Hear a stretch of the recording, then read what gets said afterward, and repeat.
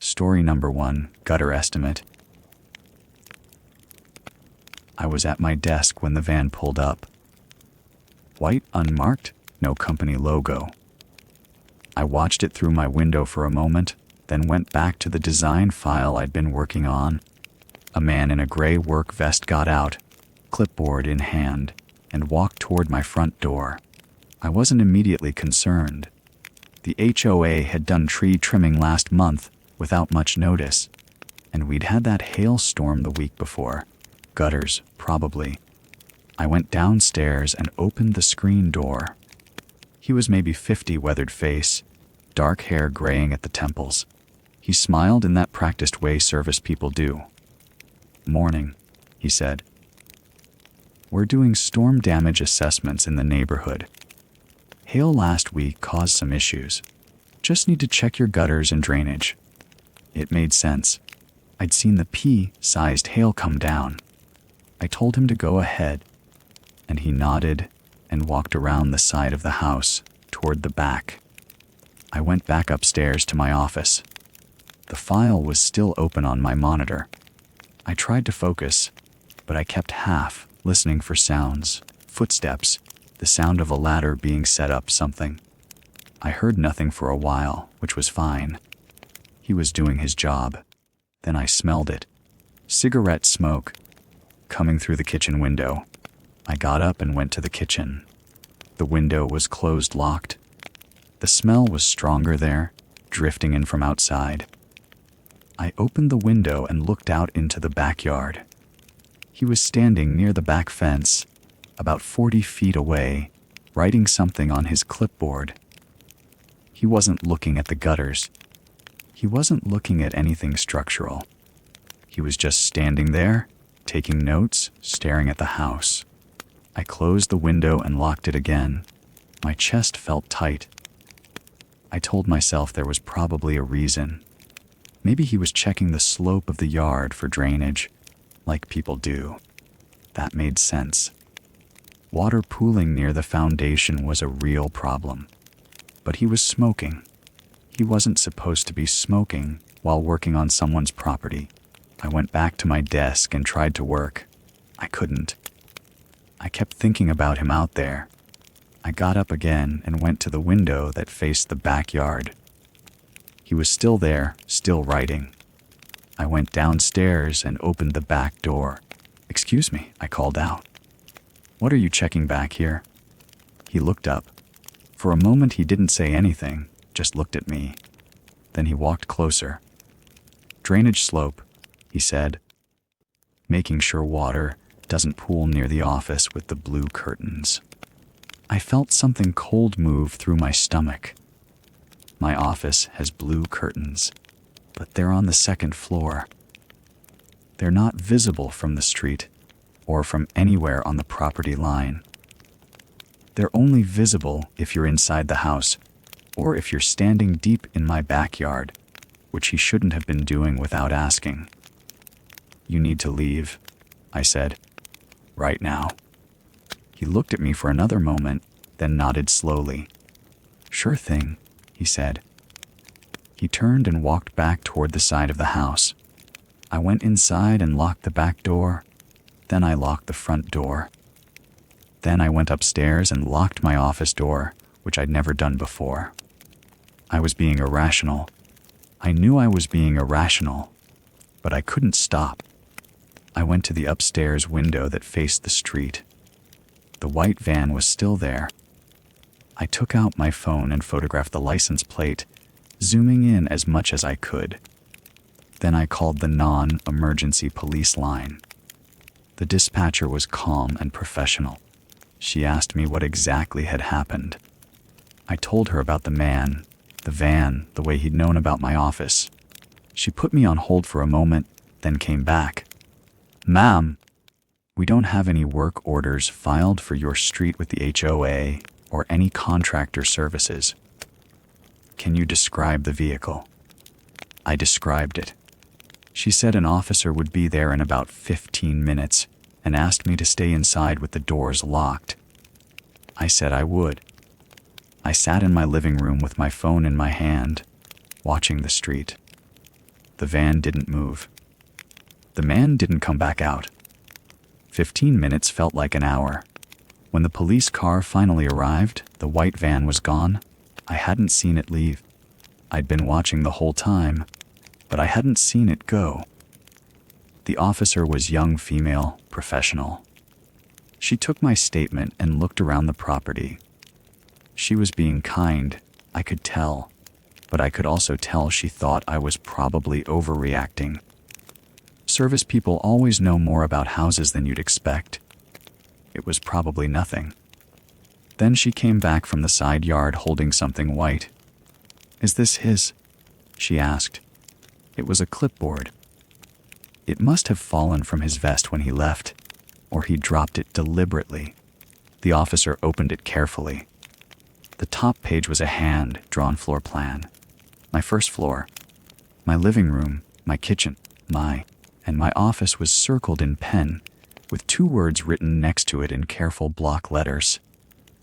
Most afternoons. The officer's expression changed. She called for backup and photographed the clipboard before bagging it. She asked me more questions then, different questions. When was I usually home? Did I know anyone who might want to hurt me? Had I noticed anyone watching the house before? I answered everything I could, but I was thinking about the blue curtains. He'd known about the blue curtains. He'd been inside my house, or he'd studied it, or he'd planned something that required knowing the layout of my office. The officer stayed for a while. 2 more cars came. They took the clipboard as evidence. They told me to install better locks, to consider a security system, to call immediately if I saw the van again. I nodded and thanked them. After they left, I went upstairs to my office. The blue curtains were still there, exactly as they'd always been. The window faced the backyard, the fence, the trees beyond. From down there, from deep in my property, someone could stand and look up and see them moving slightly in the breeze and know that someone was home, someone was working, someone was alone. I closed the curtains and didn't open them again that day. Story number 2, Scenic Pullout. I got to the Blue Ridge Parkway overlook around 10 in the morning. The fog was thick, the kind that makes you feel like you're walking through something solid. I could see maybe 50 yards ahead before the world just stopped existing. I'd done this loop before, knew it well enough. Environmental consulting work keeps me on trails most days, so I'm comfortable alone in the woods. The parking lot was empty except for 1 silver sedan parked near the far end. I didn't think much about it. Weekday mornings in November aren't exactly peak season. I grabbed my pack, locked my car, and headed up the trail. The first 2 miles were routine. Fog, rocks, the sound of my boots on the path, my breathing steady.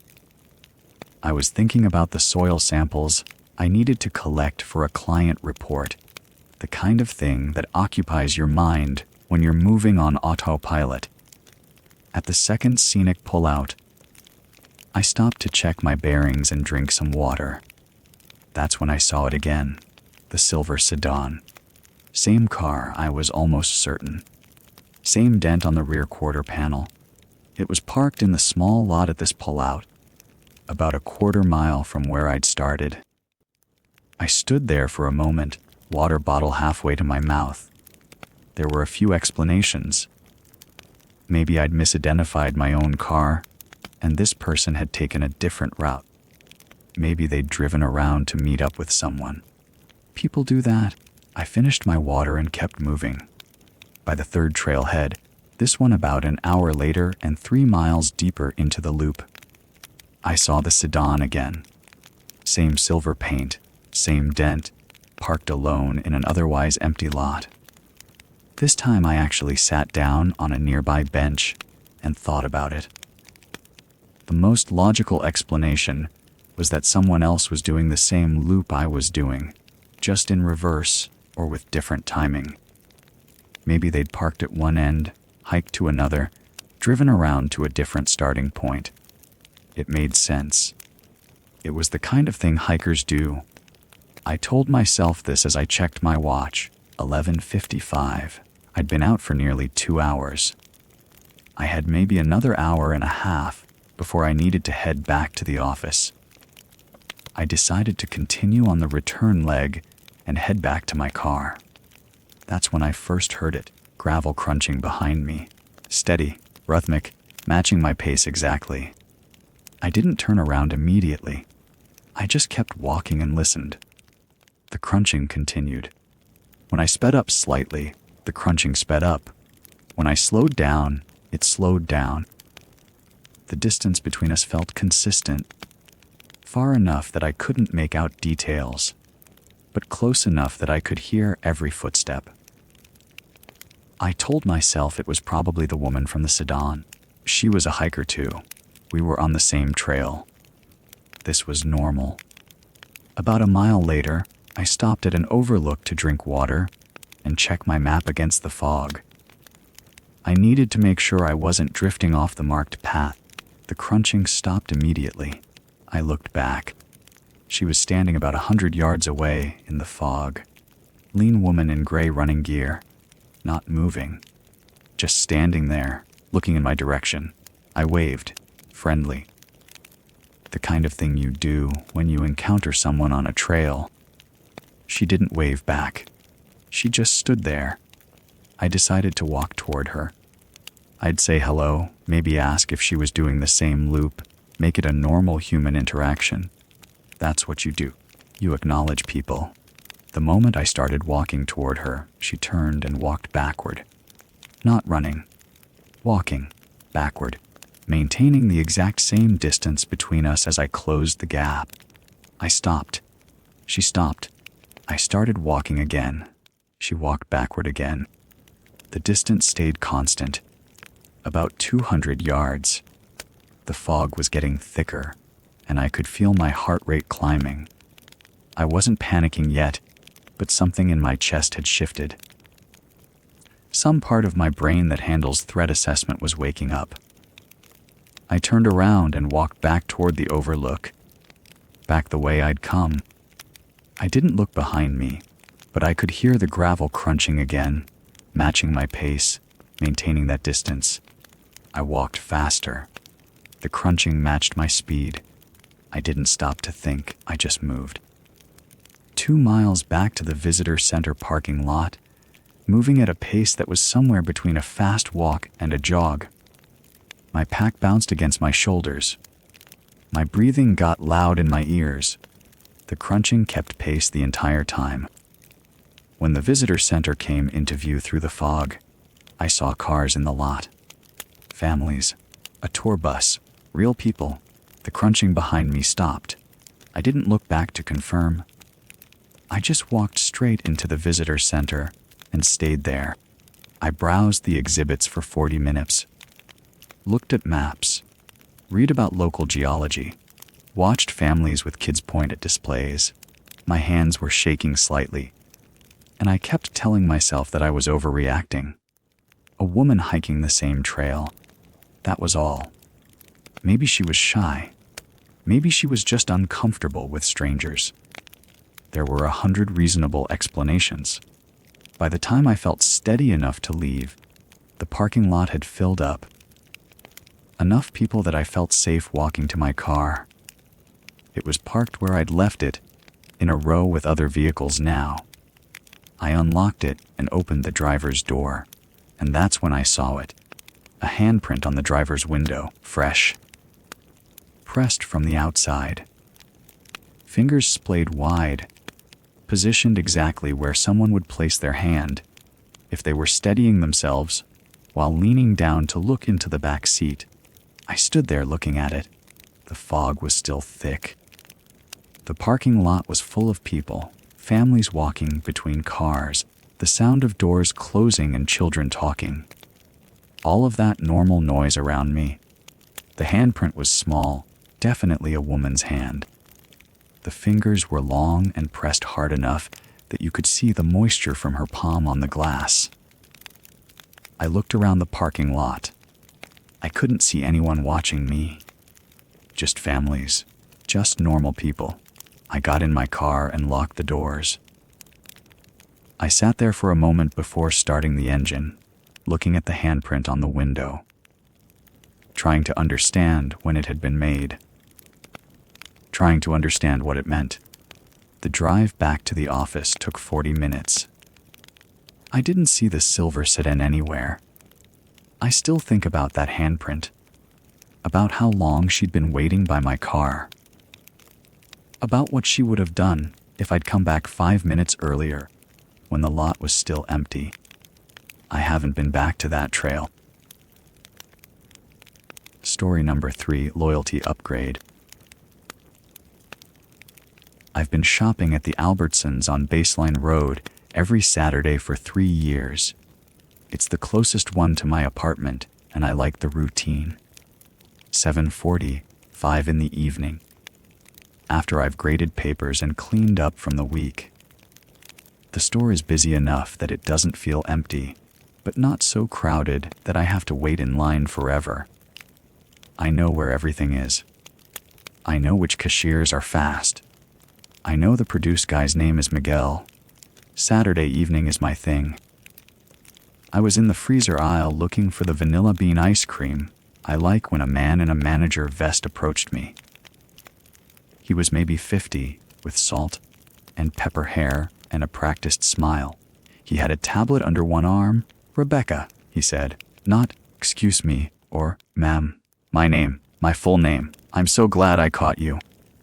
We're rolling out an exclusive VIP loyalty program for our most valued customers, and your purchase history definitely qualifies you." I felt something settle in my chest. Not alarm exactly, just a small weight. But I was tired, and it seemed harmless. He probably pulled my information from my rewards card. I've had the same card for 3 years. Of course they'd have my name. "That's nice of you," I said. I was being polite. I'm always polite. He scrolled on the tablet, and I could see what looked like receipts on the screen. My receipts, dates and items. He nodded, still smiling, and said, "We just need to confirm your address for the program benefits. Apartment 218, correct?" I didn't say anything for a moment. Apartment 218, not the building, not the complex, the specific unit. My specific unit. I told myself it was fine. The rewards card has my address. Of course it does. Of course they have it. But then, he said, "And I see you usually come in on Thursday evenings. Does your schedule at Saguaro Elementary still keep you there until 5? That's when you usually shop, right? Thursday around 5:30. My hands went cold. I don't put my work schedule on my rewards card. I don't put my employer on anything I've ever given that store. I've never mentioned where I work to anyone there. I've never mentioned my Thursday routine to anyone at all. It's just what I do. I leave school, I drive around for a bit, I stop here on my way home. It's a quiet thing I do alone. "I'm sorry," I said. My voice sounded very small. "I'm actually in a hurry tonight." I left the ice cream in the freezer aisle. I didn't think about it consciously. I just turned my cart around and started walking toward the front of the store. My heart was moving too fast. He followed me. Not aggressively. Just a few feet behind, keeping pace. He said, "I've noticed your silver Honda in the lot quite often.